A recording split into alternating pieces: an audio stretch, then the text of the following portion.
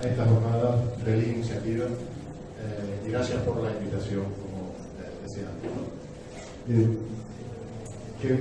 Qué bien que una iniciativa privada legítima en cuanto a sacar adelante un proyecto, pero que además tenga la iniciativa quizás de suplir algo que he hecho en falta, y lo digo como autocrítica. Yo que me crié de pequeño, pues quizás tengo el sábado cumplo 52 años, pero me crié en tiempos de la democracia, donde los profesores de entonces tenían una inquietud bastante importante por transmitir pues todo lo que tenía que ver con el mundo guanche, si cabe la expresión. He hecho en falta quizás la vocación de las instituciones, salvo excepciones, de empujar en la divulgación, o en ayudar a profundizar, si cabe, en los estudios. No quiero ser un atrevido porque hay personalidades aquí importantes que con mucho criterio seguramente nos dirán cuáles son las claves a lo mejor del futuro, ¿no?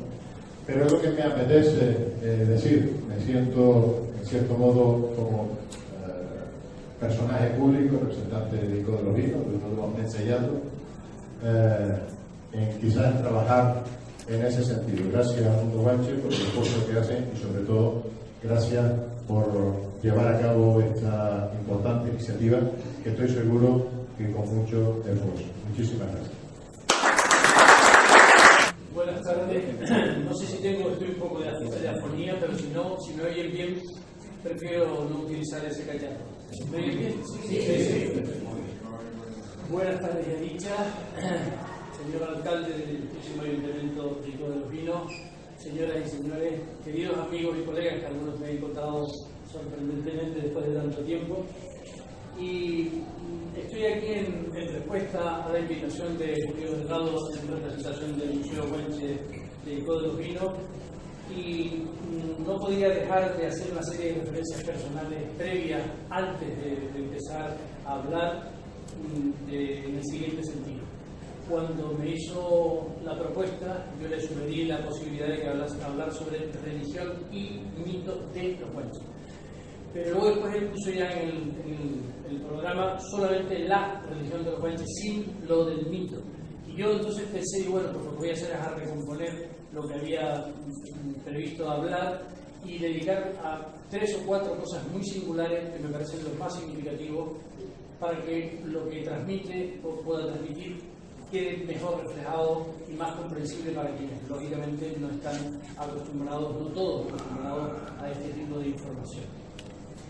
El año 1955, venía haciendo mi cuenta por la autopista y lo debe ser 64 años,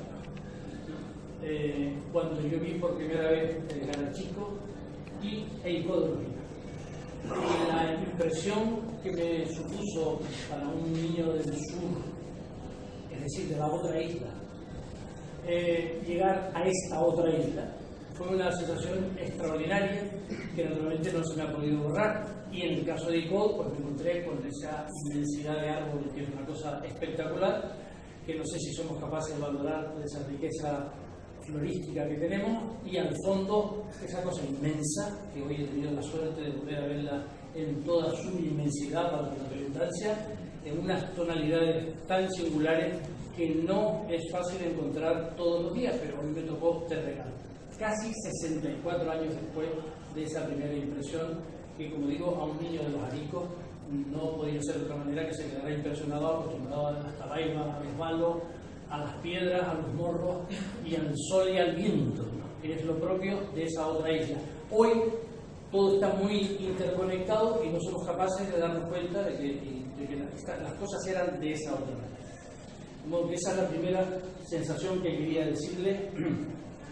Y quería decirles además todo esto previamente, aunque sea muy breve, antes de comenzar el texto, de que a veces no nos damos cuenta, porque pasamos por las cosas sin parar en ellas, que en buena parte de los estudios de las islas, y en concreto del Tenerife, está reflejada una síntesis de su historia sin darnos cuenta de que está en ella, y de aquellos elementos que no son solamente referentes naturales, como sucede con el caso de Ico de los Vinos, con su árbol y con su volcán, ¿verdad? O su montaña, para ser más preciso el término, y sus guanches alrededor, ¿verdad? Y dice, tío, pero es que ya, usted me ha dado ya media historia de Ico de los Pinos.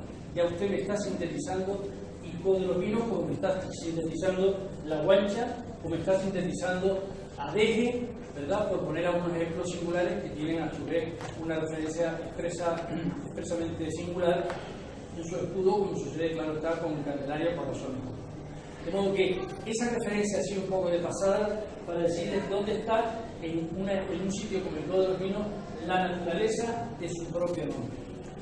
Como ha dicho muy bien el alcalde, es que Ico tiene su nombre, como lo tiene en este orden Tacorón, Tegueste, Huima y Adeje, son los únicos 5 municipios que mantienen los 5 nombres antiguos de los 9 mencellatos, son los 5 únicos lugares. Después está Taute, pero está oculto en otra referencia, o está Abona, de mi territorio del sur, en Granadilla de Abona, o en Morita de Abona, o San Miguel de Abona, o la Virgen de Abona, pero no están reflejados en cada uno de ellos.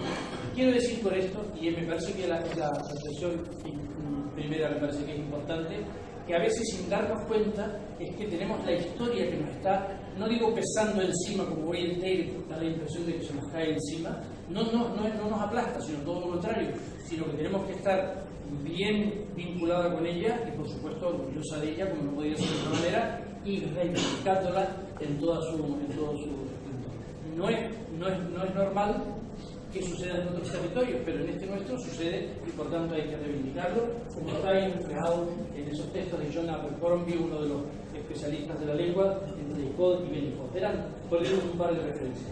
Y no podía dejar de hacer una referencia especial a Icod también por un texto que aparece en la obra del padre Espinosa, Historia de Nuestra Señora de los Milagros de Candelaria, el padre Alonso Espinosa, cuando dice los naturales guanches tienen memoria muy antigua de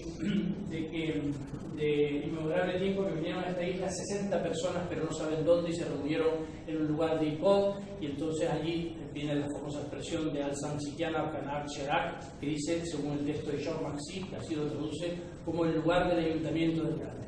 No voy a entrar en la discusión porque no me atrevo a decirlo, eso está rememorando lo que pudo haber sucedido en torno al comienzo de la era, cuando debió haberse poblado la isla de Tenerife como el resto del archipiélago. No.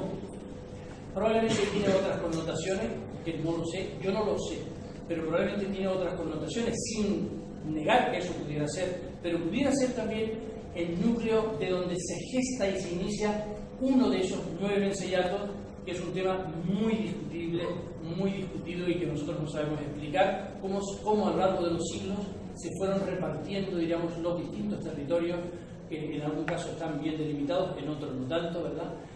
Hasta conformar lo que fueron esos 9 mencellatos que se encontraron ya los portugueses desde mediados del siglo XV y, por supuesto, los restos de los castellanos. Por tanto, no quería dejar de tener eso en cuenta, sin olvidar que naturalmente es a través de la tradición oral, por eso tienen en la referencia cuando dicen tienen el recuerdo de inmemorable tiempo de la llegada de esas 60 personas, porque la tradición oral tiene un peso específico importantísimo. Recordaba el otro día cómo la palabra, se lo comentaba Julio, la palabra gánigo, es decir, un recipiente cerámico, como todo el mundo sabe, todavía estaba vivo, la palabra viva, perdón, a comienzos del siglo XX, en la zona del Valle de San Lorenzo, del Valle de Arona o del antiguo Valle del Ahijadero, que así es como se llamaba, aunque la persona que lo decía no sabía exactamente qué es lo que significaba, sino que lo tenía como una especie de canción. Quiero decir que hay todo un mundo interesantísimo de la fuerza de la tradición oral, que no voy a entrar en todo ello. Voy a ir ya quitando porque si no me parece que voy a dejar menos ya. Y quería hacer una referencia en este sentido de si ese lugar al que se refiere el padre Espinosa está relacionado no con el trago supuestamente milenario, digo supuestamente porque yo no sé si tiene esos 1000 años, yo no voy a entrar en esas cuestiones porque yo no soy botánico y no tengo datos precisos, pero en cualquier caso debo decir que estamos en una zona de lo que se llama el bosque termófilo, es decir, donde están los dragos, las palmeras, etcétera, típico de ese espacio tan singular como es la zona media-baja de la isla. Por tanto, sea o no, lo que sí debo decirle es una cosa: este árbol tan singular como fue singular el árbol Garoe de la Isla del Hierro, y como fue tan singular el árbol del pino que da opción a la Virgen del Pino en Gran Canaria, en Teror, es decir, ahí hay un mundo interesantísimo que quizás no sabemos expresar con toda su, digamos, con toda su diversidad, pero desde luego el árbol drago era una cosa distinta a todo lo demás. Por tanto, no sería de extrañar que el drago tuviese ese valor, como luego lo tendrá en otra dimensión que no he dejado de recordar, de nuestro Óscar Domínguez, que hace una exaltación extraordinaria al drago en ese mundo de la tradición surrealista, que es bien conocida, ¿verdad? Como en su caso de Gran Canaria, Manolo Villares lo hizo en la exaltación de las momias que hay en el Museo Canario. De modo que hay toda una serie de elementos que va desde la modernidad y de las vanguardias pictóricas en este caso, a ese otro mundo mucho más antiguo y probablemente de una manera, digamos, transversal o complementaria, ¿verdad? Digamos, está todo enlazado de una forma u otra. ¿Hasta qué punto? No lo sé. Estoy simplemente dando esa referencia porque me parecía que estando aquí y que como recuerdo de aquel momento tan especial para mí, no quería dejar de decir. Y no puedo dejar de decir, naturalmente, que en la finca del Boquín, ¿verdad? El polaco Bronislaw Malinowski, uno de los grandes antropólogos del siglo XX, escribió durante un año, en 1921, ahí lo tienen ustedes, en la finca del Boquín, dice: en el prefacio firmado por Malinowski se lee El Boquín, Picó de los Pinos, Tenerife, abril de 1921. Estos son esos pequeños orgullos de los que muchas veces no nos damos cuenta ni sabemos que eso existe, ¿verdad? De que este tipo de cosas tienen esa referencia y tienen, digamos, todo ese mundo, porque las cosas al final terminan por ligarse. Y entramos de una forma más suave, por decirlo de alguna manera, ya directamente en el tema, pero previamente tengo que hacer un par de referencias que no podía hacer de otra manera. Lo que yo voy a decir ahora no tiene por qué coincidir en absoluto con lo que ustedes puedan oír hasta no sé cuánto tiempo de marzo, es decir que porque como yo no estoy en posesión de la verdad, yo solamente les sugiero las cosas que sé. ¿Hay seguridades? Claro, por ejemplo, no hay ningún secreto de que los aborígenes de las Islas Canarias, y en este caso los guanches de Tenerife, son gentes procedentes del norte de África. Ninguna duda. Ahí no hay ningún secreto. Las dudas están en la fecha en que se pueblan las islas. Eso es una cuestión en que se descubren, primero, en que se pueblan y los porqués, que estábamos hablando antes de entrar. Eso ahí sí podemos entrar en discusión y yo soy el primero en el que he dicho cosas que naturalmente nadie no tiene por qué estar todo el mundo de acuerdo conmigo, ni yo lo pretendo, porque el pensamiento único no existe desde hace ya por lo menos 40 años. Por lo menos en esta tierra. Pero ese Marruecos, Argelia, Túnez y parte de Libia, no digo toda la Libia, sino parte de Libia, ese es el territorio del norte de África Mediterráneo, de donde con toda seguridad proceden los habitantes de las Islas Canarias. Tenemos tal número de evidencia que es imposible negarse a ellas. Es decir, los elementos materiales son tan marcados, tan evidentes, que no deja, por lo menos desde mi perspectiva, duda ninguna, que por otra parte, como siempre digo, no hay ninguna originalidad, porque hace 400 años que ya los viejos cronistas y los viejos historiadores sobre Canarias ya hablan de la procedencia norteafricana de estas poblaciones. Esto que ustedes ven ahí es el lago Sigua, hacia el oeste de Egipto, está a 500 kilómetros del Cairo, y desde ahí empieza ya un mundo que es lo que los griegos llamaron los libios, que los griegos llamaron Libia al norte de África, perdón, al África que ellos conocían. Hoy mezclamos con Libia, que es un invento moderno, como lo saben, la Tripolitania de la capital Trípoli y la Cirenaica de la antigua fundación de Cirene, de la ciudad griega de Cirene, ¿verdad? Y se llamaba así, la Tripolitania y la Cirenaica, pero no se hablaba de Libia. Libia es un término reciente, como en términos recientes otros lugares de África, como puede ser la propia Mauritania. De modo que ese es el territorio, por tanto, de procedencia, y ahí tienen ustedes su vinculación con todo el Mediterráneo, ¿verdad? Allí tienen Cartago, fundación de los fenicios en el año 814 a.C., y ese territorio del norte, bajando en buena parte hasta el límite del predesierto, ese es el territorio, como digo, donde vienen todas estas poblaciones, que están perfectamente descritas por un historiador griego procedente de Halicarnaso, en Asia Menor, que hoy lo que es Turquía, la península de Anatolia, lo que es Turquía, que se llamaba Heródoto. El griego Heródoto, que es un historiador de mediados del siglo V antes de Cristo, ¿verdad?, da una descripción de lo que él llama la Libia. ¿Verdad? Dice, la Libia está al oeste de Egipto. Egipto es un mundo aparte, ¿verdad?, que es África. Evidentemente, a veces nos olvidamos de que Egipto es África. Nos olvidamos de que parte de una de las civilizaciones está precisamente en el norte de África, aunque a veces sin darnos cuenta nos despistamos, no, no hay que despistarse, porque eso es importante, no solamente el origen más antiguo de los primeros homínidos, sino también de una cultura tan singular como es Egipto. Pues entonces él va describiendo una serie de pueblos que son no unos sino muchos, ¿verdad? Ahí los tiene usted, no viene al caso, ni voy a entrar en esos detalles porque todo esto es un poco, digamos, ya como introducción para irnos aterrizando, ¿no? Y dice textualmente en uno de sus textos, en el libro cuarto, de los varios de los libros de Heródoto, dice en el libro cuarto que hay, los libios son muchos y diversos pueblos, y de diversas lenguas. De modo que cuando a veces empezamos a comernos el coco, perdón de la expresión, pero muy de todos los días, muy coloquial, pero ¿cómo es posible que Gran Canaria sea distinta a Hierro? Vaya usted a Heródoto y se lo dice. Ya Heródoto está diciendo, habla de los que son agricultores, los que son pastores, los augitas, los auges, perdón, son unos, los nasamones son de otra manera, los garamantes son de otra forma, los alimárquidas son de otra manera, etc. Y va dando esas diferencias. Tienen un trasfondo común, claro que ahora lo vamos a ver, pero luego hay un montón de diferencias. Eso está ya dicho ahí, no es un invento de aquí, como alguien pudiera pensar. No. Es que alguien dice, lo dice mi colega José Farrulla, que se lo dirá a ustedes, dice, no, es que hay una diferenciación después de los estatutos, lo acabo de escribir ahora, lo acabo de publicar, después del Estatuto de Autonomía, Antonio Tejera, dice que cada isla es culpa tenga. Es que Tenerife no se parece a La Palma, yo no tengo culpa de que la arqueología de Tenerife no se parezca a la de La Palma. Tiene elementos comunes, pero no son igual.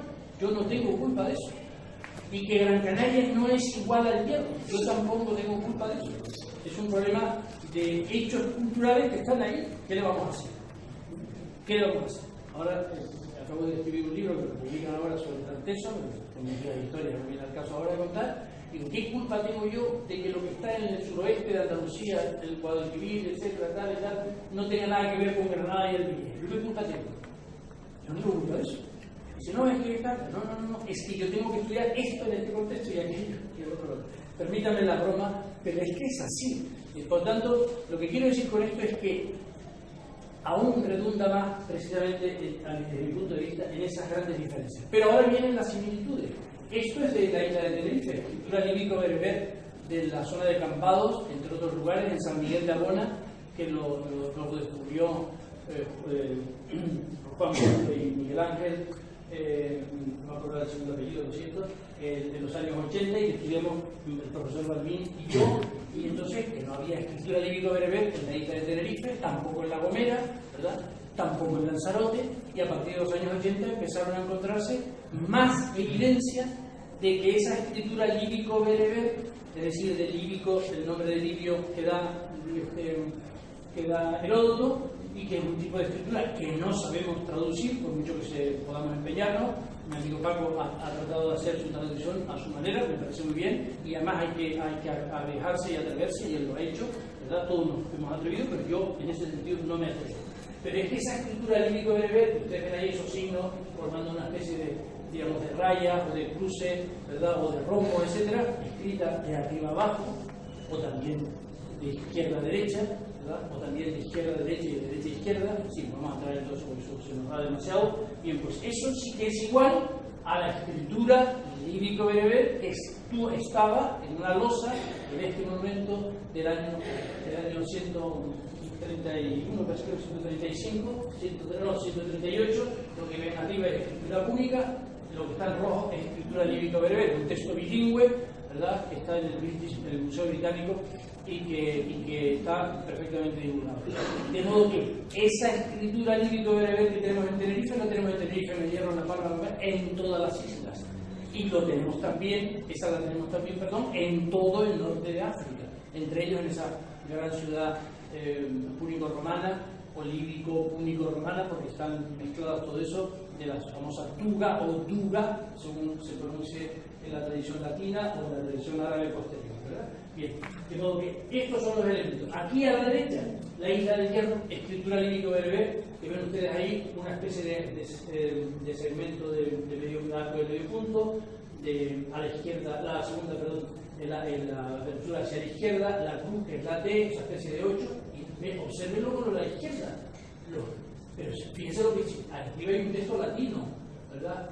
P, Vixit, Anno, etc. ¿no? Está hablando de una persona que se murió, o vivió, perdón, donde fuera.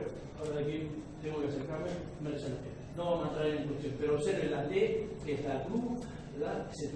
Lo mismo de allá que acá, de modo que y el mismo trasfondo de lengua, de modo que esa es a lo que me refiero. Y por último, el trabajo que hizo Juan Antonio Belmonte Avilés, que es astrofísico, a su vez un gran aficionado al tema, de cómo conecta las escrituras que aparecen en las islas con todas las escrituras lírico-bereberes del norte de África y por supuesto que llegan hasta la zona de la Hagar y de la Cartouche, etcétera, la zona del centro del Sáhara, en territorios, en buena parte de ellos, argentinos.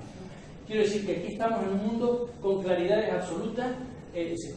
Y después dice alguien, y la cercanía del continente africano tiene que ver porque podían navegar fácilmente. Tenemos esa discusión con mi amigo Paco, pero yo creo que no, en absoluto, porque lo que está enfrente no es precisamente, no está poblado de las poblaciones que estaban en la costa marroquí o en el interior, o en la costa argentina y en el interior, o en la costa tunecina y en el interior, pero no precisamente frente al Sáhara.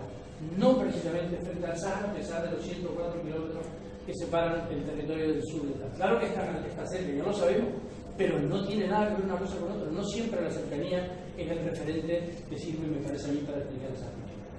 De modo que ahí estamos, y me parece que ya por esto ha sido demasiada la larga introducción.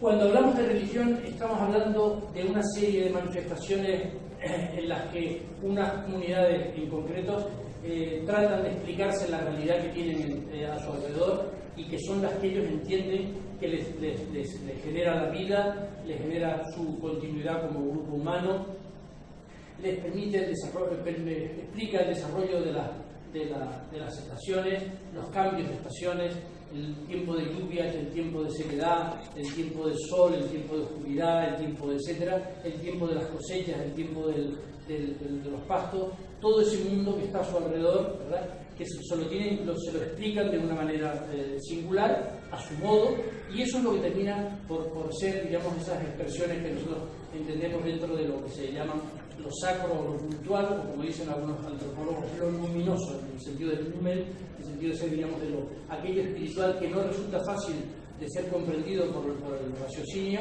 y por tanto debe ser explicado por otras vías complementarias. Entonces, esta es una primera cuestión que merece la pena tener en cuenta. Pero a la hora de estudiar esto que estamos aquí, ¿qué criterios utilizamos? Porque esto me parece importante para que no sea una cosa como si yo sacara ahora el conejo de la chistera. No. Los criterios son muy sencillos. Que son, primero, lo que sabemos a través de las fuentes documentales del norte de África y en concreto Heródoto. Dos, lo que sabemos sobre el tema de las fuentes documentales de lo que nos comunicaron los cronistas o primeros historiadores de Canarias. Espinosa, Brugalindo, Torriani, Gaspar Fructuoso, el azoreño, etc., entre otros muchos. Y por supuesto, entre otras cosas, la arqueología. La arqueología tiene aquí un peso específico importantísimo, que en muchos momentos nosotros no hemos sabido entender. Y probablemente muchas de las cosas que tenemos a nuestro alrededor no sabemos interpretarlas. Se nos ha ido un mundo. El tiempo se llevó esa historia, no podía ser de otra manera. Y entonces a veces resulta difícil. Pero conjugando todos esos elementos, lo que hay aquí, que ya hemos dicho que hay que emparentarlo con lo que hay aquí, más lo que hay aquí, más lo que nos dicen allí, que se emparenta con lo que se dice aquí, pues por lo menos podemos acercarnos, si no a la verdad absoluta, que es una pretensión que yo nunca he querido hacer, porque me parece que es una tontería, ¿verdad? Sí, por lo menos a algo que nos acerque a situaciones más o menos similares. Dice Heródoto en su texto que yo no puse efectivamente la referencia, pero dice, los libios solo consagran sacrificios al sol y a la luna, punto y seguido. En efecto, todos, ahí se generaliza. Los libios, es decir, esos africanos del norte, ofrecen sacrificios a estas divinidades. Y luego dice en un texto de Cicerón, República 6:9, libro sexto, el anciano rey Masinisa mandó, mirando al cielo, dijo: te doy gracias, soberano sol, y a vosotros los demás astros, porque antes de, etcétera, etcétera, etcétera. De modo que tenemos muchísima información en ese sentido del norte de África, pero por coger, claro está, dos cosas muy singulares, ¿no?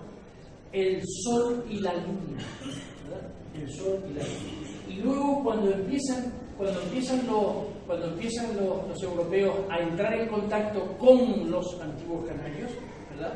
Y entre ellos primeramente los religiosos, como no podía ser de otra manera, empiezan a decir, ¿verdad? Como dice en el texto de la famosa bula de Adolf Semper del Papa Urbano V del año 1369, dice que en Canarias no en plural sino en singular, en Canarias, es decir, en Gran Canaria, y otras islas adolescentes llamadas Islas Afortunadas, son personas de uno y otro sexo que no tienen leyes ni siguen secta alguna, pero solo adoran al sol y a la luna. Bien. Y dice luego después el texto de Cadamosto, Alvise da Cadamosto, el hombre veneciano de mediados del siglo V, hacia 1455, el descubridor de las islas de Cabo Verde, por cierto, dice: no profesan ninguna fe, aunque adoran al sol, a la luna y a otros planetas, y creen en otras fantasías propias de idólatras. Es decir, que, por supuesto, Diego Gómez, en un momento determinado, no sé si en el texto o en el siguiente, aquí lo dice. Diego Gómez, el portugués, dice que sus habitantes, dicen de La Palma y de Tenerife, adoran al sol como a Dios. Es decir, que aquí tenemos una referencia clarita de lo que tenemos en el norte de África. Es decir, esos libios todos, dice, fíjense que es muy importante, todos, aquí, allí. ¿Por qué enfatiza el todos? Porque en otros momentos, en otros párrafos de sus textos, en otros apartados, hace distinciones muy precisas de que unos tienen estas características y otros otras, pero en cambio cuando llega a esas manifestaciones religiosas dice: no, aquí todos tienen el mismo comportamiento frente a esos dos principios astrales tan importantes como son el sol y la luna. Y ahí se repite y ahí viene todo eso. Y entonces ahí viene una cierta mezcolanza que yo no sé interpretar debidamente. Yo lo he intentado, algo lo hice en su momento cuando publiqué mi librito de la religión de los guanches, que hace muchísimo tiempo, un poco avanzado en ese sentido, lo reconozco, pero no porque no haya querido, sino porque no he podido definirlo como yo hubiera querido. Lo siento mucho, por lo menos desde mi perspectiva. Sí hemos avanzado en ámbitos arqueológicos, pero aquí no soy capaz de entender debidamente lo que dice el padre Espinosa. El padre Espinosa, Alonso de Espinosa, que es el que nos da cuenta de cómo aparece la Virgen de Candelaria, aparte de otros autores, pero que es muy interesante cuando empieza a hablar de una serie de referencias que me interesan muchísimo, pero que ahí la tienen ustedes, pero que no voy a entrar en ello. Pero sí que me interesa entrar en este siguiente apartado por lo que va a venir después.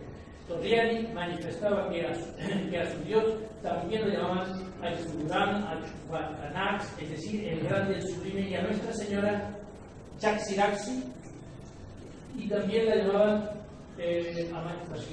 Amayex, un mal colocado para leer, Amayex Guayaxiraxi, que significa la madre de aquel que sustenta el mundo.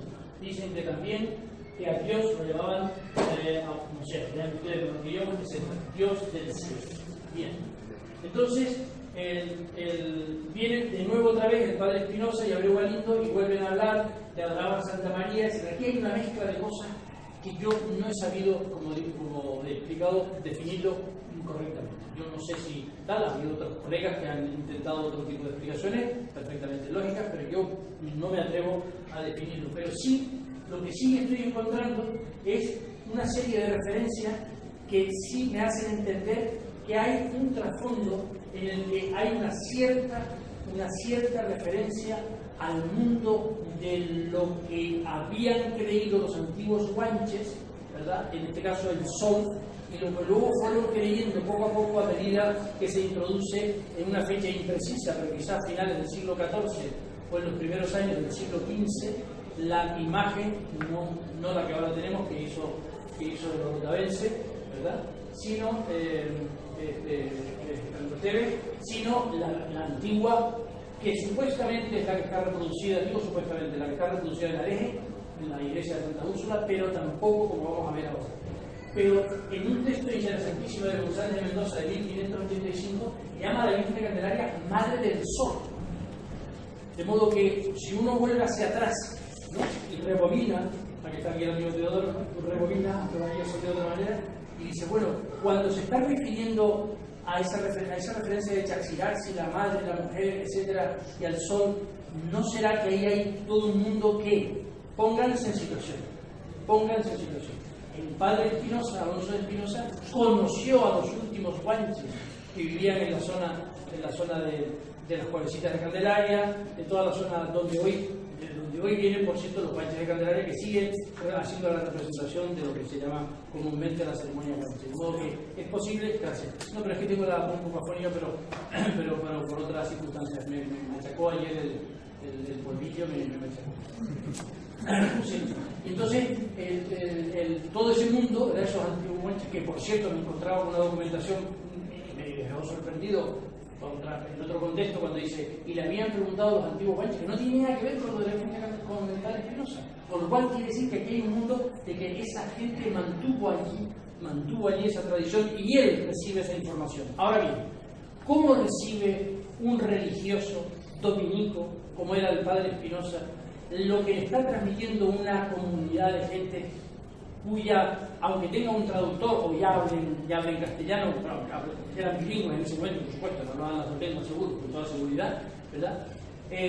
Para tratar de entender su cosmogonía, es decir, sus creencias, cómo era para poderlo entender y cómo trasladó exactamente esas palabras guanches, las trasladó a esa realidad. Esto es lo que yo quiero que ustedes también lo tengan en cuenta para que entiendan la dificultad que yo trato de explicar. Por eso, en este caso, he sido muy prudente. Para otras cosas reconozco que no lo soy, pero para esto sí, porque no he encontrado yo las claves precisas para entrar en ello.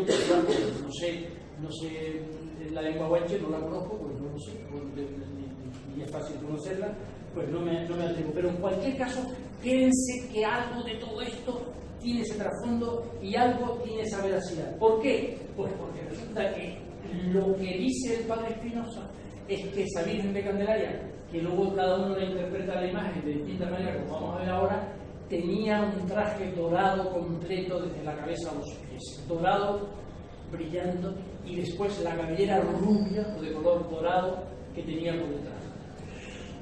¿Cómo se puede representar el sol para una gente que tal pues con su brillo dorado, ¿no? Eso que pasa es como evidentemente biológico? Y la pregunta es, ellos dicen la madre del sol, el cronista que hemos visto anteriormente, el González de Mendoza, madre del sol, porque ellos conciben al sol como si fuese una divinidad femenina. Pues es posible. Entre la tradición de algunas leyendas bereberes, al sol se le considera una representación de una mujer. En alemán el sol es femenino y la luna es masculina. Mi alemán es muy malo, por tanto no sé qué decir die Sonne y der Mond. Pero en fin, disculpa si hay alguien que me está escuchando que sabe más que yo. Por tanto, que tenga esas connotaciones, pues a lo mejor todo esto tiene esa ligazón de que tal. ¿Por qué? Porque el sol es el elemento nutricio, el que da la vida, por decirlo de alguna manera. Concepción, por cierto, que no es una cosa exclusiva de nuestra gente, sino que es un hecho generalizado en otras culturas. Por tanto, a lo mejor las claves pueden estar por ahí, con todas las reservas y con las dudas que he tratado de explicar.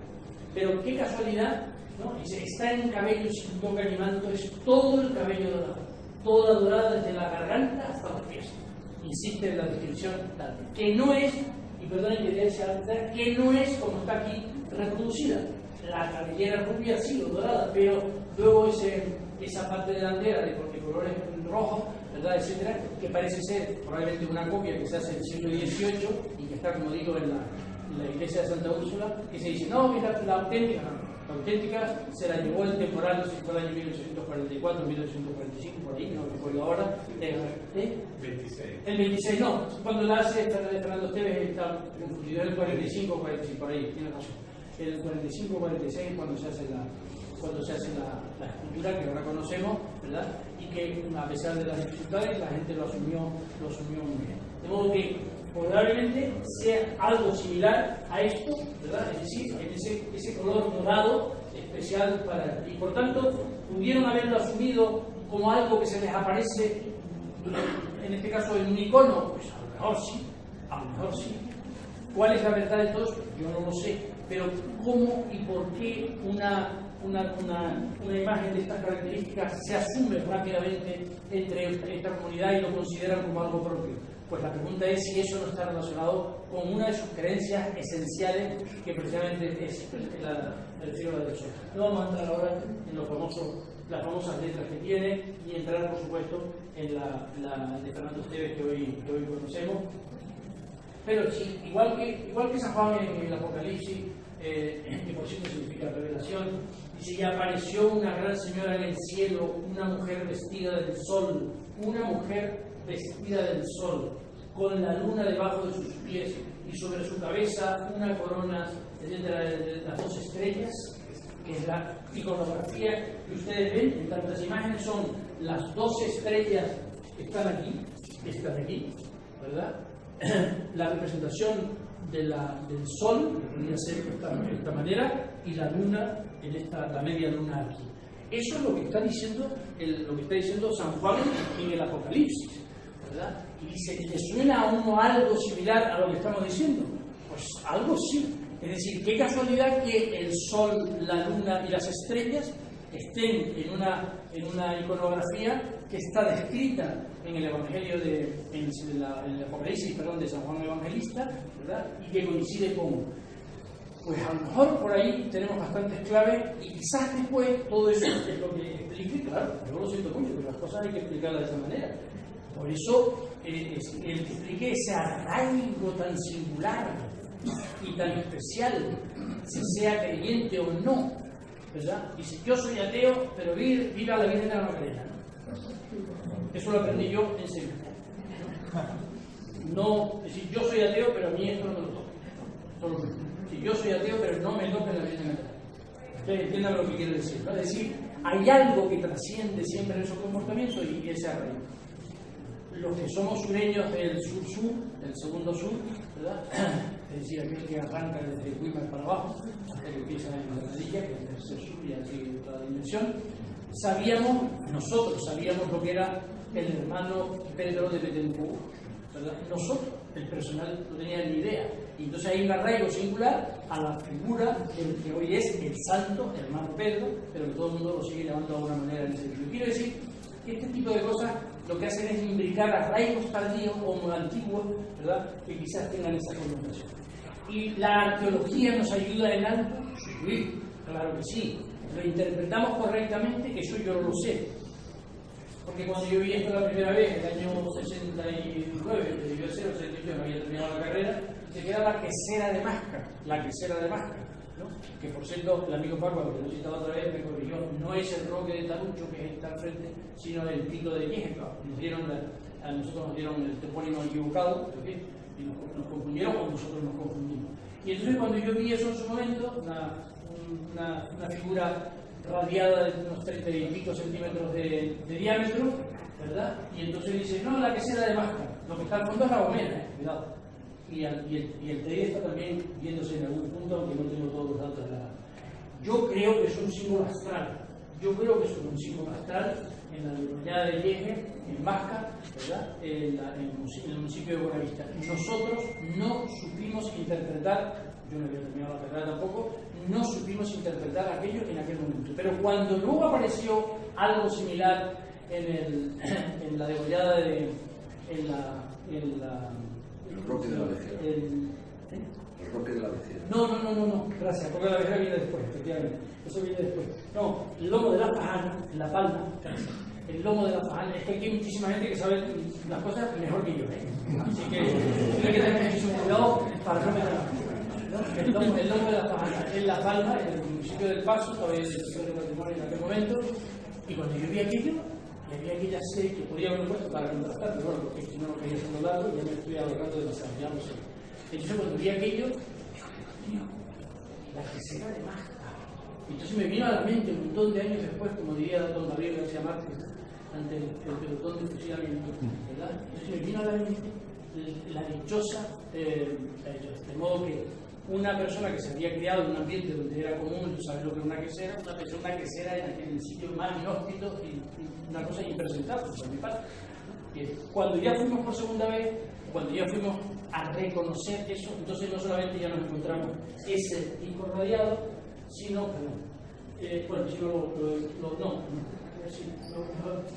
sino nos encontramos toda esa serie de agujeros, huequitos, cazoletas, que ahora vamos a ver, ¿verdad? Y nos encontramos con ese pez y unas rayas. La verdad es que las fotos no son tan buenas como yo hubiera deseado. Y el pueblo entonces hace tal. De modo que lo que en aquel momento nos parecía una quesera, pues resultó que yo creo que es un símbolo astral. ¿Qué pasa? Que está asociado al fondo con la romera. Luego desde allí se ve el teide.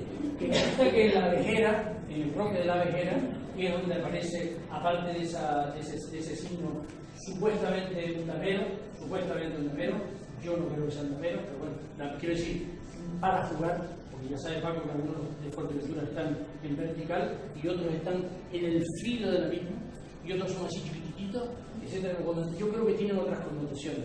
En algunas culturas este tipo de signos tienen valor astral, pero no sé si en el caso nuestro es así. Por eso yo ahí esto lo pongo por interrogante, pero no voy a dejar de decirlo por eso. Pero sí que hay otro motivo, que sí que parece también otro motivo astral, y con las cazoletas y los canalillos. Y dentro del recipiente cerámico, pequeños cuencos, este no es el mejor que tenía, porque algunas diapositivas no las he tenido todavía, no las he podido escanear, lo siento mucho, ¿verdad?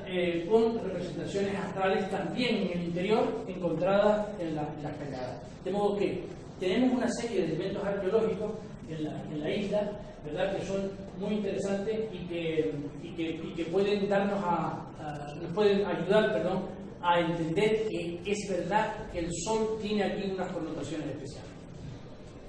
Y es posible que asociado con estos lugares en los que aparece el sol y aparecen las cazoletas, esos huecos con unos canalitos, ¿verdad?, que así nosotros llamamos cazoletas y canalillos, que es lo que en Gran Canaria llaman almogarén, ¿verdad?, o lugar sagrado, que también es otra denominación, ¿verdad? Pues es posible que el término que tiene usted ahí de libación, es decir, el lugar donde se derrama agua, leche, en su caso vino, ¿verdad?, u otro tipo de productos, esté relacionado con una manera de ofrenda, una forma de ofrecer algo, en este caso a la divinidad, si es verdad que el sol es una divinidad esencial, ¿verdad? Y ese ritual que es un hecho bien conocido en muchas culturas, entre ellas por supuesto en el mundo griego clásico, ahí entre bajo, vino, leche, miel, aceite, etc., pues es posible que algo de eso hubiera habido.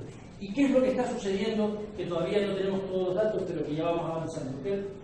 Se ve fatal porque la foto tampoco ayuda ni la. Aquí hay como si hiciéramos tres grandes cuencos, ¿verdad?, donde seguramente, muchísimas gracias, donde seguramente se caería a lo mejor ese líquido asociado con el sol. Estamos sabiendo, por lo menos hasta donde yo he ido conociendo los últimos años, que estos lugares están casi siempre hechos sobre toda roja, o en su caso de color amarillento, pero sobre todo roja, porque el rojo tiene ese sentido de la sangre y a su vez de la vida. Ahí hay una serie de connotaciones simbólicas muy importantes que todavía no sabemos definir, pero lo importante es que eso está asociado generalmente con zonas de enterramiento. Cerca de este lugar había precisamente un enterramiento. Y una buena parte de los que yo conozco, de estos lugares, que conozco bastante de la isla, ¿verdad?, están asociados con los muertos. ¿Por qué?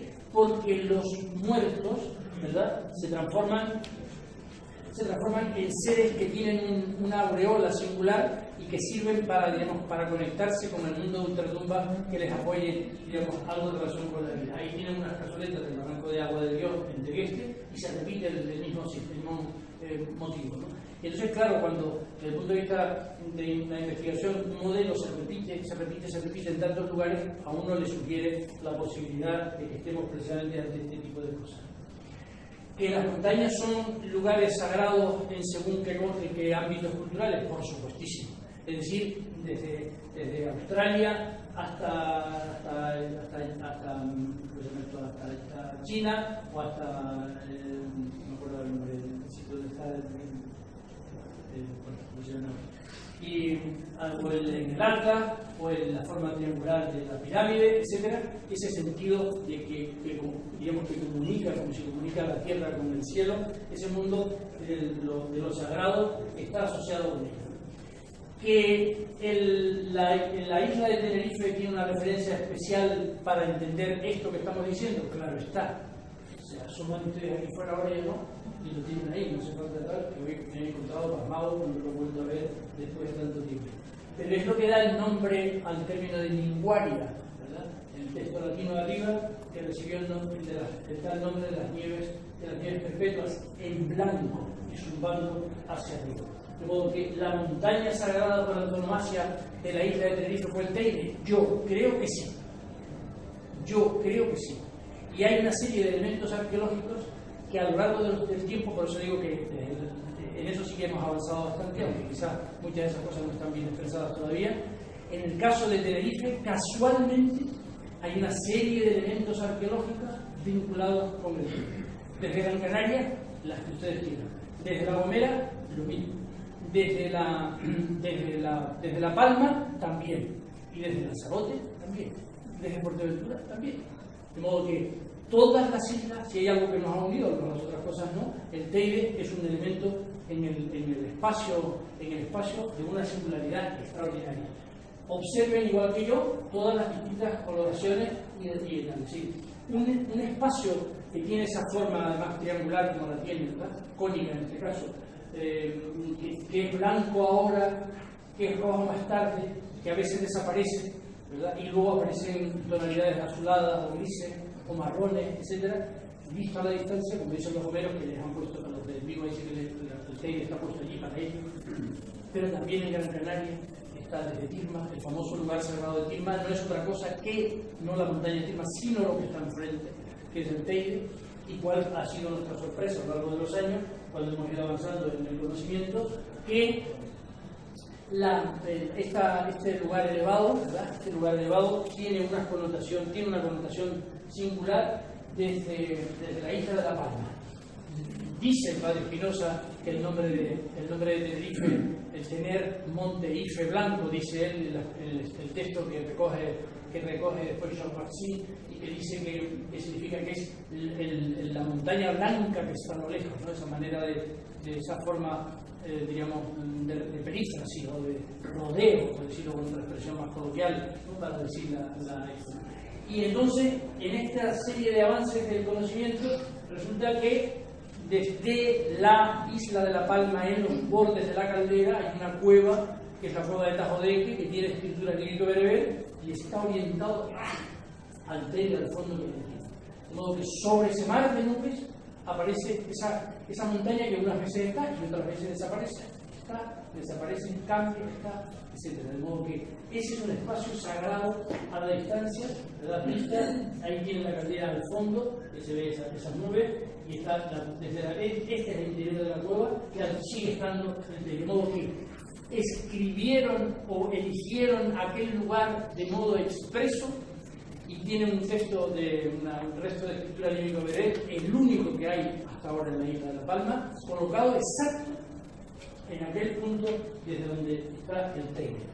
¿Y cuál es nuestra sorpresa? Cuando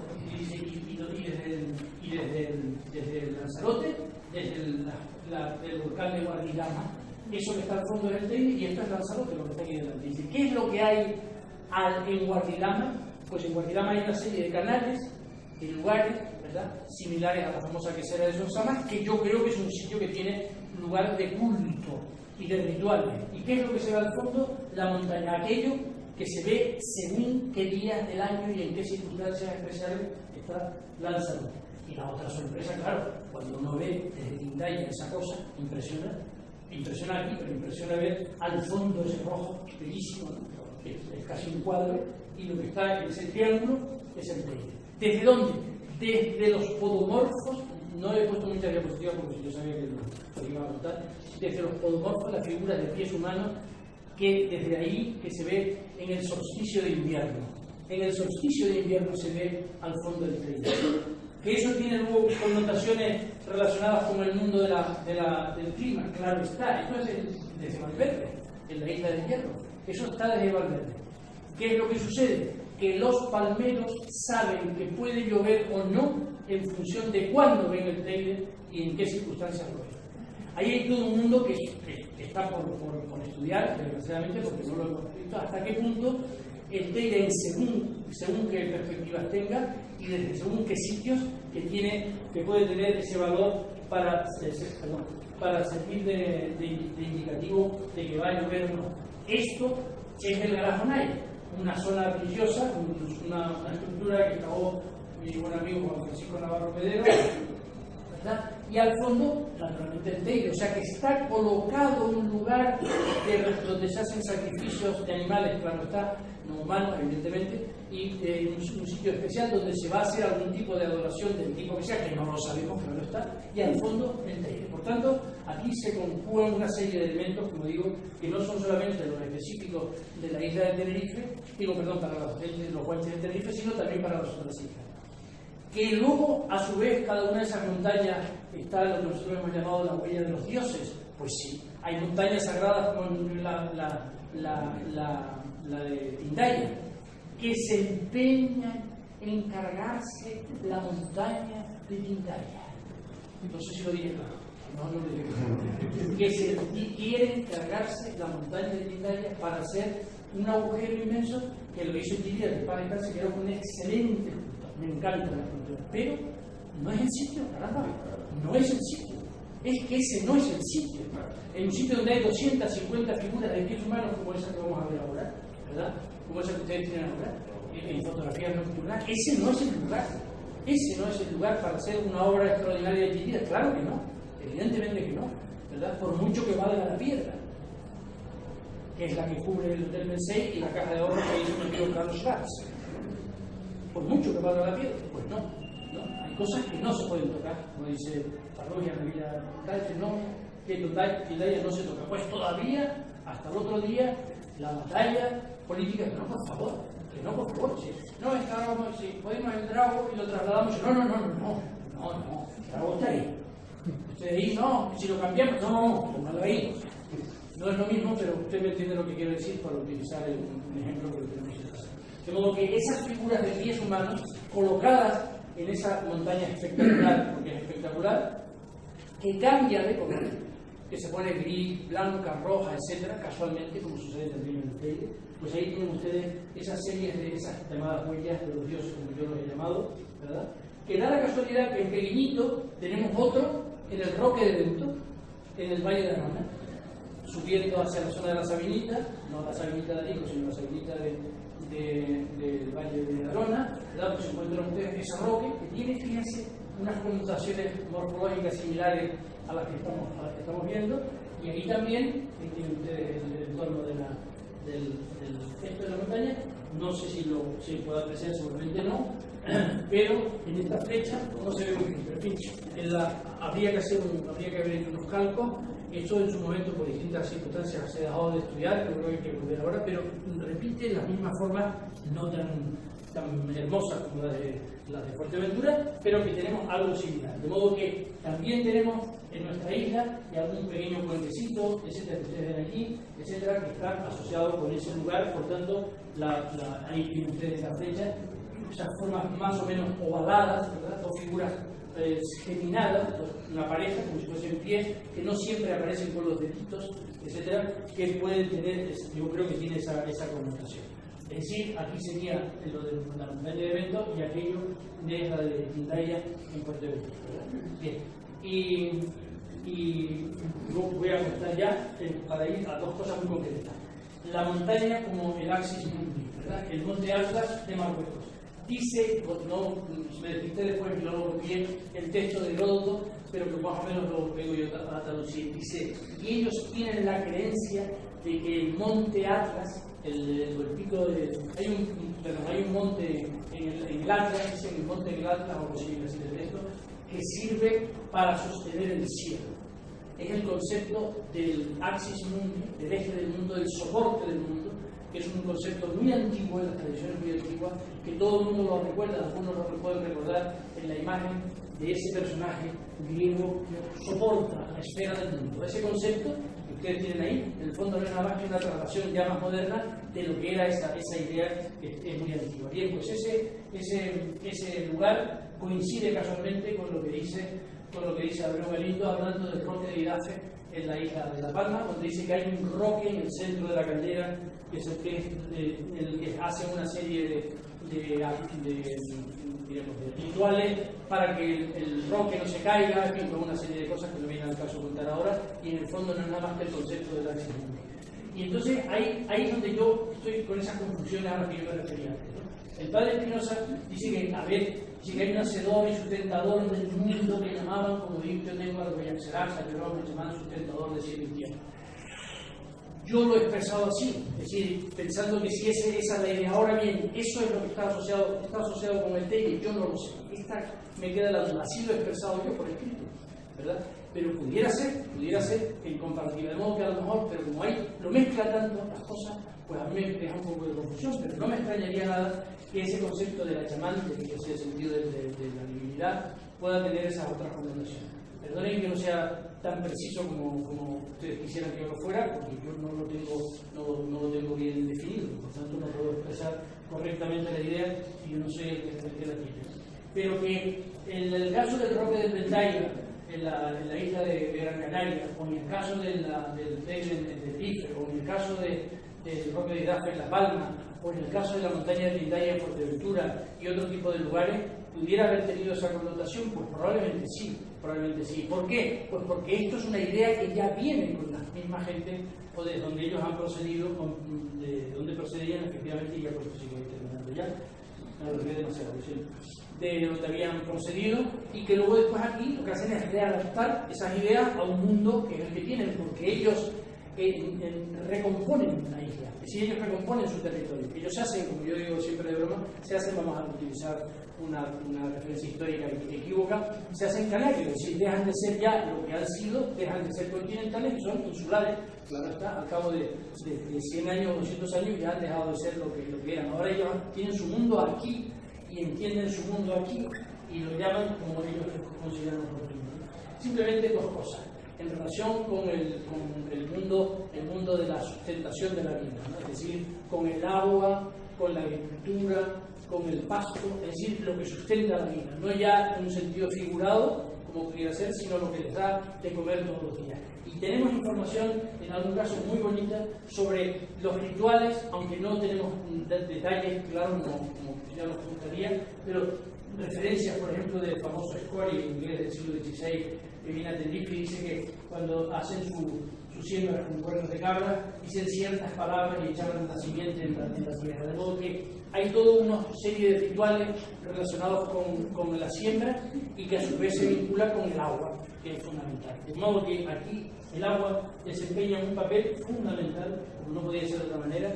Esto es una zona del barranco de Tamadaya en los Aricos, ¿verdad? Donde encontramos con mi amigo Yeray, que es el que me lleva a todos estos sitios, me hace caminar y patear, y entonces una fuente maravillosa y al lado las cazonetas y los canalillos. Quiere decir que allí empieza a haber una relación también, claro, con la fuente, con el barranco, con el agua, etc.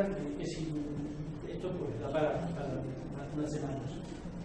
Bien, pero ahí viene la parte fundamental que me interesa destacar, y es la necesidad de que llueva cuando tiene que llover, porque si no, no hay posibilidad de que la cebada y el trigo crezcan, pero sobre todo que salga la hierba, porque si no, no hay ganado, y si no hay ganado, no hay leche, no hay queso, no hay cabritos, no hay, sí, toda la secuencia, como ustedes saben, exactamente igual que yo. Y debo decirles además que si les llueve y tienen esas posibilidades, tienen un sustento bien garantizado, ¿verdad? Siempre que el equilibrio de la población funcione correctamente, como sí parece ser. Si que alguien pudiera pensar que pasaban hambre, nadie lo piense, no es verdad, porque la población está controlada y tienen la comida controlada siempre que tengan los suficientes animales y sean el pasto suficiente para comer, ¿verdad? Bien, estamos en el Valle del Ahijadero, lo hice para recordarles el nombre, en la zona del Valle de San Lorenzo. Les pongo esto porque esto es un lugar que tiene lo salto un poco rápido, que tiene una serie de hechos arqueológicos interesantísimos y que algunos están relacionados con lo que les estoy diciendo. El padre Espinosa, el texto que decían arriba, que es el famoso texto más cuando temporales, cuando no había lluvia, reunían a los animales, los ponían en una zona determinada y los dejaban pasar hambre, y entonces las cabras y las ovejas sin lana, como ustedes saben, ovejas de pelo, la que ahora se llama peligüey, o mejor, correctamente, oveja de pelo canaria, que es como se llama, como les he sabido, y entonces empezaban a balar, y entonces hombres y animales pedían con el fuerte clamor que les hiciese llegar la lluvia, que seguramente ellos intuían en qué momento podría ser la lluvia, cuando tenían algunos referentes externos. Seguramente las marcas solares, los marcadores solares, como dicen los astrofísicos, los marcadores lunares, en su caso, ¿verdad?, etcétera, y ellos preveían ya lo que podía ser, sobre todo pensando sobre todo en el solsticio de invierno. Lo hemos podido comprobar. El otro día estamos en el Roque del Paso, en el Valle del Ahijadero. Fue el primer yacimiento que descubrimos mi amigo Balbín y yo después de haber ido al Lanzarote. Entonces este joven lo era, el año 80 era, ahora ya no. Entonces yo estaba sacando mi foto y lo que todo son caquitas de las aves, ¿no? Bien. Simplemente la foto, porque luego lo que tenemos aquí es un litófono. ¿Qué es un litófono? Un litófono es un conjunto, un lugar donde hay rocas fonolíticas, de ahí viene el nombre, fono, sonar, y litos, piedra, que es un término griego que ustedes saben, y entonces hay unos litófonos, es decir, la posibilidad de que esas piedras, según donde se pueda percutir, que se ve claramente, como ustedes ven en esas coloraciones, da un sonido extraordinario que lo tiene recogido, entre otros, el grupo de la Trapera. Bien, y aquí hay una serie de motivos geométricos, ¿verdad? Algunos hay también en forma de dameros, etcétera, que no sabemos interpretar con corrección qué es lo que es. Pero el otro día, cuando estuvimos haciendo la fotografía de la salida para ver la salida del sol en el solsticio de invierno, era tal el ruido de aquella autopista más la carretera que bajaba de Gerona, que eso no existía, era una cosa infernal. Y entonces yo digo, es que esta gente está pidiendo la lluvia. La sensación que es que era un ritual de la lluvia. Tanto coche y tanto ruido, digo, eso debe ser el ritual de la lluvia. Permítanme la broma para luego llegar a lo que quiero decir con eso. En aquel lugar, aquello debería tener una sonoridad extraordinaria. ¿Cuál? La misma que tenía seguramente la peña de Luis Cabrera, que es la fotografía, esta no se ve muy bien, pero sí en esta, donde en una serie de piedras fonolitas, estamos hablando de Lanzarote, en Guatiza, provincia o municipio de Teguise, en estos puntos también se golpeaba. Pues es un valle similar y donde seguramente había una sonoridad extraordinaria, como otra que hay, que se llama La Campana, en otro punto del Fuerte Ventura, digo, perdón, de Lanzarote. De modo que este litófono estuviera relacionado con ese tipo de cultos, pues no lo sé, pero probablemente sí. Le saqué una foto a mi admirado Pepe Damaso y César Enrique, que había pasado el 19 cumplió los 100 años de su muerte, y lo recordé porque era feliz, como era un niño, como siempre se dice de él, cosa de la verdad, en el sentido de su sensibilidad, decía, Tejera, lo voy a poner, a hacer una cosa similar en el parque de Campos que hizo, ¿no? El jardín de los Campos. Y ella estaba ya emocionado, dice, entonces la gente llega, golpea la piedra, entra, no sé qué, me acuerdo de eso, y entonces me acordé que voy a sacar esta foto para ponerla, que me parece que es muy sintomática. De modo que esos puntos que ustedes ven ahí, ¿verdad?, etcétera, son esos lugares de donde yo creo que se hace esa extraordinaria sonoridad. Ahí son motivos. que algunos de ellos son también como dameros, que tienen dentro, no se aparece bien, no puedo ver si se ve bien, no supone la foto. Y eso que la tengo ahora, porque no lo leí, aquí, perdón. Aquí hay una especie de damero en el interior, ¿verdad? Y después otra serie de rayas verticales, típico de todos los motivos rupestres de Tenerife que no sabemos interpretar. Lo que sí sé es que el otro día estuvimos, como digo, coincidiendo con el solsticio de invierno, un frío que hacía en Jesús, aunque sea sorprendente, un frío a las 6 de la mañana, espantoso. Y vimos entrar el rayito de sol y se colocó exacto, de modo que ahí hay otro mundo que todavía nosotros no hemos podido descubrir, pero que quizás también ese lugar tiene esas connotaciones. Aquí tienen ustedes un claro ejemplo del punto de percusión, con una sonoridad extraordinaria. Mi amiga Rosarito Álvarez Martínez, la famosa musicóloga, golpeando, ¿verdad?, para comprobar las tonalidades extraordinarias. Y entonces, ¿cuál fue mi sorpresa? Porque yo lo sabía, pero no había tenido oportunidad de verlo en el Museo Británico. En el Museo Británico hay una zona de vitrina, un parte de un litófono, aquí se observa claramente, hay en la parte de arriba también, y cuando empiezo a leer el texto, que ahí lo tienen ustedes, cuando empiezo a leer el texto, aparte de que, claro, está hablando de África, ¿no? Están asociados con zonas para hacer la lluvia, remake y la iniciación de los rituales de fertilidad. Y han sido encontrados claramente asociados con rocas, con manifestaciones de arte y, diríamos, asociados también con la zona digamos, con la relación con el ganado.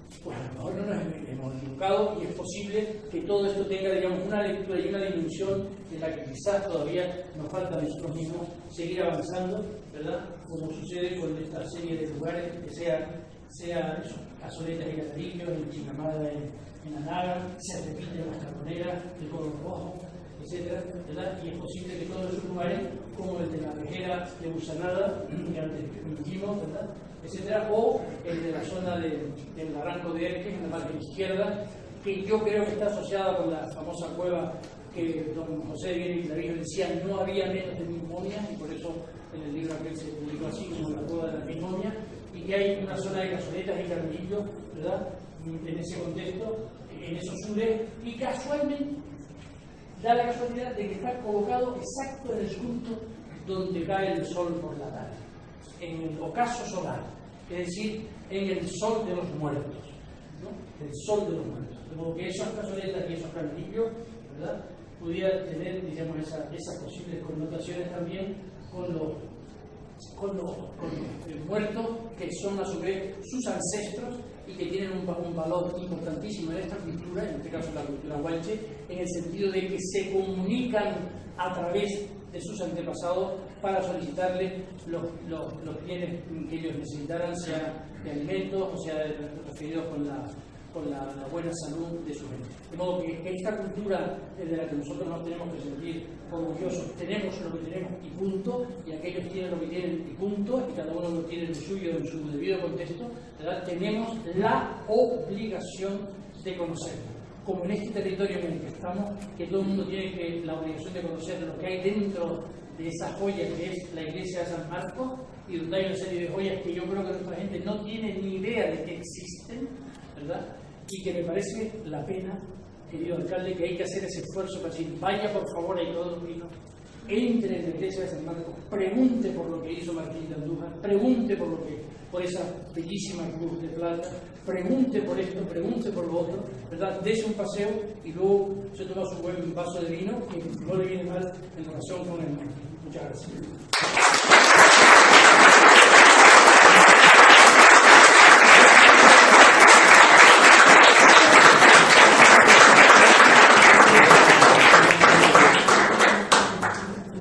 Bueno, ahora antes de irnos nos gustaría hacer una pequeña ronda de preguntas. Está levantando la mano y va a preguntarle al señor. Yo no sé lo que usted me diga. Van a ir con el micrófono, van a hacer otra compañera.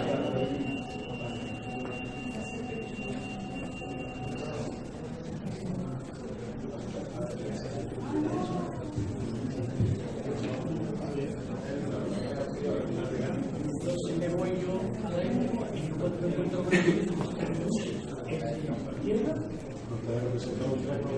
no, pero me lo lo dijo esta persona y llegó desesperada y inmediatamente a ver, no sabía qué cosa. ¿Sí? No una amiga, no, yo sí lo sabía, no, yo sí, pero digo una amiga, le he contado una anécdota para decir, claro, cuando vino del iPhone, vino corriendo para que... No tuvo reseñado un trepa, había... Una pregunta por... Primero de todo. Hola, buenas noches. Vengo de San Miguel del Sur. Antes que nada agradecer al catedrático en la conferencia y preguntarle respecto a los podomorfos. En su libro Ritos, mitos y leyendas creo que documentó podomorfos en el Roquito, en San Miguel. Es una pregunta y simplemente su opinión respecto al tema del mundo mágico religioso de los guanches.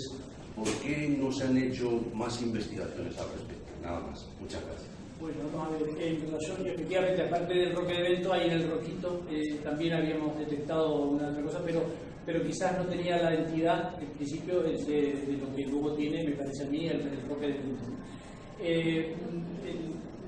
Nosotros hemos publicado, yo he publicado con colegas y con yo mismo, un librito sobre la religión de los bomberos, otro sobre la religión de la palma, y después en los otros libros que había escrito había incluido también de otras islas.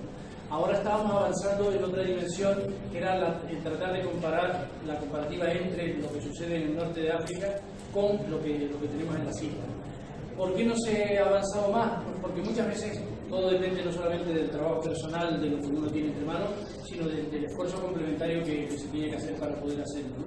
Y en algún caso, yo le soy completamente sincero, en algunos casos yo mismo me he reprimido para avanzar en según qué cosas, porque a veces se le acumulan a uno una cantidad de datos y de información y no sabe uno, o yo no sé discernir con exactitud si lo que se está viendo corresponde a la realidad. Ahora, en este momento en el que estamos, sí estamos de nuevo con algunos colegas tratando de recuperar y de reintegrar algunas de esas cuestiones, de reinterpretar lo que hay, pero sobre todo desde aspectos arqueológicos que son muy interesantes en la línea en que ya más o menos lo expresé. Buena parte de las cosas que he dicho aquí, en relación con el Teide, con esto, con lo otro, por ejemplo, esas cosas no las sabía cuando escribí La religión de los guanches, ritos, mitos y leyendas, que era la conciencia del tiempo.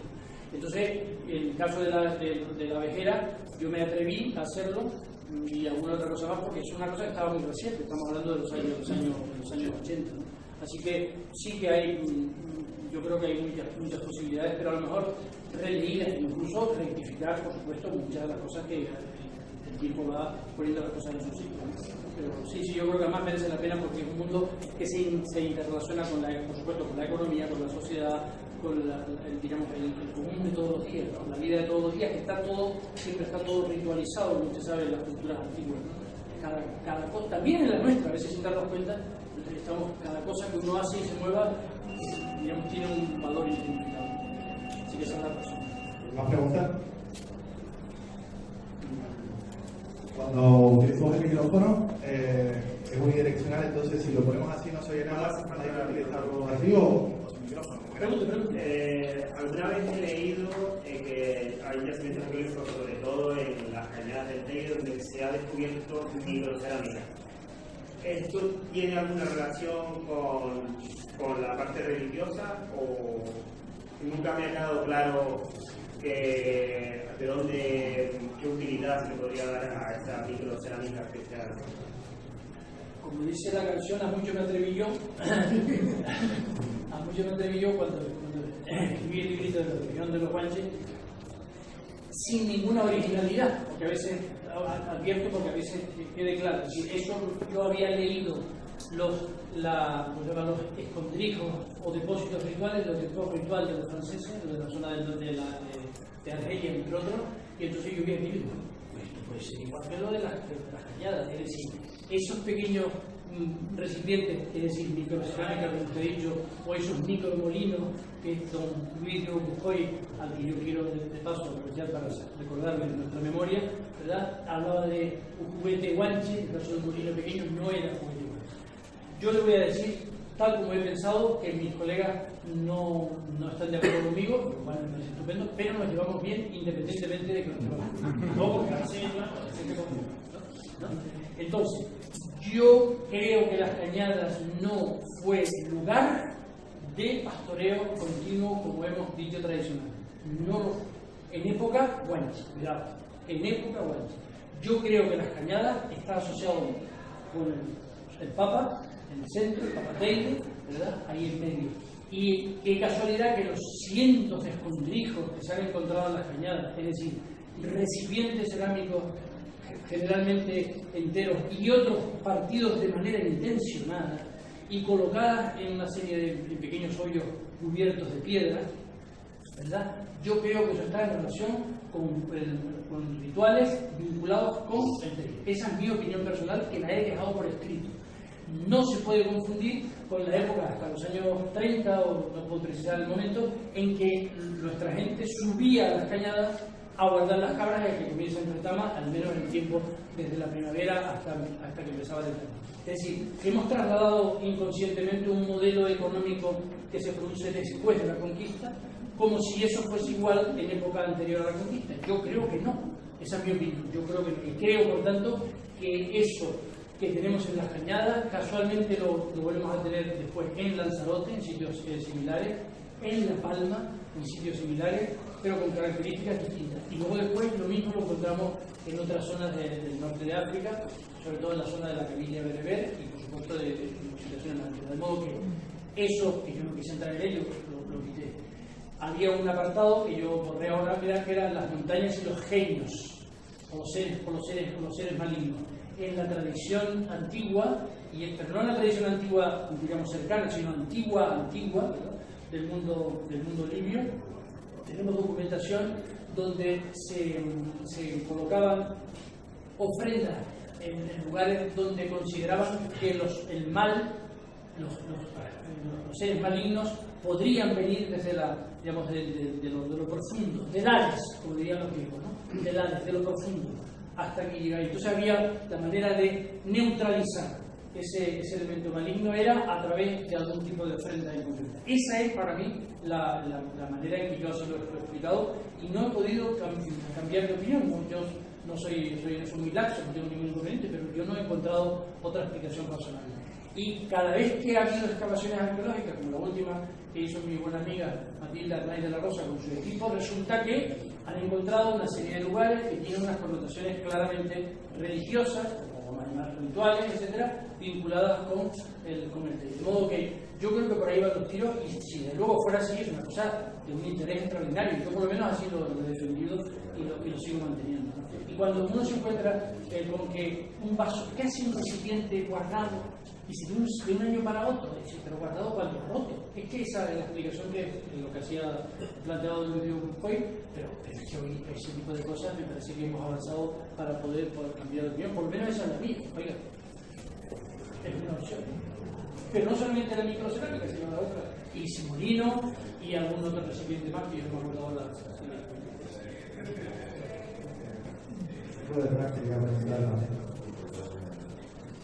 Bueno, primero, enhorabuena, Antonio, por la charla.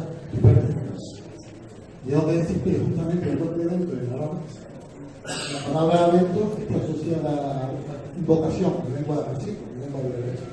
Y efectivamente tiene una clarificadora respuesta en cuanto a lo que es la cosmogonía, porque en este caso coincide con las fotos que presente de todas las islas alineadas con el Teide, y entonces tienen absolutamente mucha relación.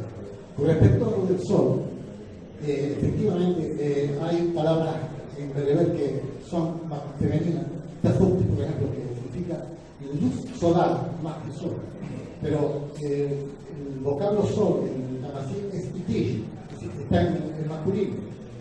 Yo, bajo mi punto de vista, en mi opinión, creo que es al revés. Creo que el sol es una divinidad masculina y la luna, o sea, en este caso, femenina, porque la Virgen Candelaria recibe la luz del sol, y efectivamente, muy bien aceptó lo que dijiste, los cabellos rubios, como recibía la luz del sol, y efectivamente, es lo que ocurre en el universo. Y aparte de eso, también en la isla del Hierro hay dos divinidades. La divinidad masculina, el Adamazar, y Monai, Mónica, que significa la que acompaña al sol, cuando la luna sale de día. Muchas gracias. O sea, a ti, ya estas matizaciones de si sea masculino o femenino es posible, por eso digo, yo sugería esa posibilidad a través de lo que sabemos con algunas de esas leyendas posteriores, pero es posible que sea así, no posible. No me atrevo a entrar en esa cuestión, pero es verdad lo que tú dices, que algunas de esas expresiones Armagnac, igual no me acuerdo el nombre, dice el sentido de la luz, no, efectivamente no del sur, no lo sé, posible. Ahí, por eso ves, ahí nos entramos en esos niveles de discusión que son complicadísimos. Señor de la Junta, me quería preguntar. En esta última imagen que presentó, entiendo que son cazoletas que están dispuestas a modo de una constelación, ¿verdad? Bueno, eso, yo no entré ya en esa cuestión, un colega hizo esta opción posible, yo no sé si efectivamente es así, quizás sea así, ese es otro mundo que nos queda todavía por saber. Él lo colocó así como la posibilidad de que fuese una constelación, bueno, a lo mejor está así, yo no lo sé, es posible, no entré en esa La pregunta es, ¿existe algunas zonas en las islas aquí donde exista este tipo de relación con constelaciones y representación de cazoletas o de dibujo? Los trabajos que han hecho José Barrios, que es profesor de matemáticas de la Universidad de Laguna, y Juan Antonio Belmonte, que tenemos la suerte de que es astrofísico, pero es un loco de la historia, ¿no? Tenemos la suerte de tener dos personas que se dedican, uno a las matemáticas y al mismo tiempo a este otro mundo. Sí que ellos dicen que efectivamente hay una serie de elementos arqueológicos que tienen esa relación. No sé en concreto, sinceramente, no lo sé, si ellos han hecho un estudio detallado de todos los sitios de cazoletas y granadillos que tengan un comportamiento de esa manera, o solamente en este caso, que un colega lo propuso como una posibilidad, no me atrevo a decirlo, ¿no? Ahora, eso sí debo decirle que hay una serie de yacimientos arqueológicos claramente vinculados con el mundo astral, sea el Sol o la Luna, en distintos. Eso sí, eso sí, seguro.